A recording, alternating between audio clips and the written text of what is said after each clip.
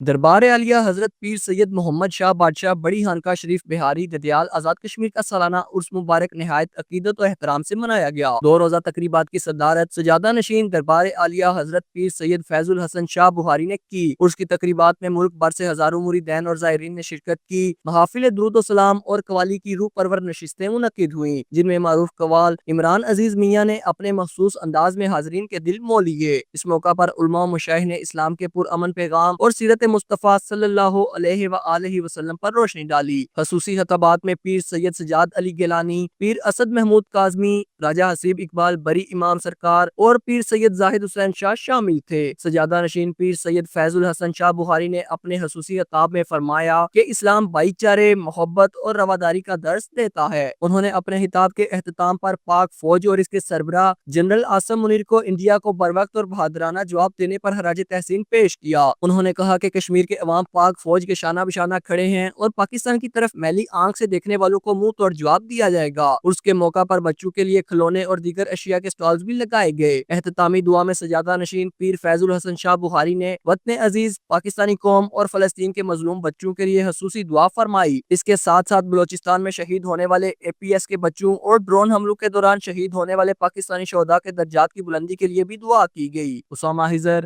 JK news, Dadyal, Azad Kashmir.